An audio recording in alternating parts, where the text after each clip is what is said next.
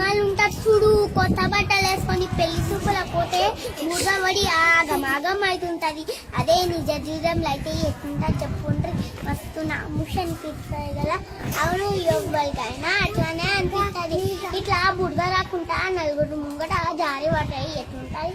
మీరు చూస్తా అంటే ఇంకో ఇట్లుంటాయి. క్యాట్ వాకలు చేసి కష్టాలు చూసి ఆమెరాడాను వీళ్ళు చూపిస్తాం చూడు. వాళ్ళు ఏ చెప్పులు వేసుకొని ఎన్ని అవసరాలు కళ్ళ గట్టినా దొరుకుతాం.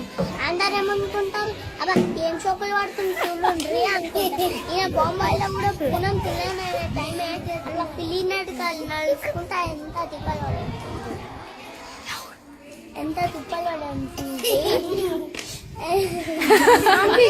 చెప్పు చెప్పు ఎంత తిప్పలు పడుతుంది. ఇగో ఈమె ఆమె అయిపోయినా అలా ఈమె సిప్పలు కూడా వాళ్ళకి అయితే కానీ టైంకు కింద చెరువులు కవర్ చేసింది. ఎట్లయినా వడ్డాలని ఇట్లా వీళ్ళించి సపోర్ట్లు పెట్టి మళ్ళీ నాపుతామని రెండు నలుగులు వేసి మళ్ళీ వడ్డా ఇట్లా నీ నడకసలా ఉండకపోవాల్సిన ఎట్లా పట్టుకొని సకా ఉంది. ఇక దీన్ని డ్రెస్ అంటారో ఏమంటారో కలుగుడు కానీ ఎవరు చేసిరో ఇట్లా వేసుకొని కింద ఆర్డర్.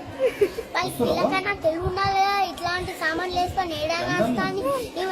ఈ మీద అయితే ఇంకా కనబడుతూ ఉంటుంది. స్టైల్ గిట్లా 2 స్టెప్లు వేద్దాం అనుకుంది, గిర్రన తిరిగి జారి మీద జారింది.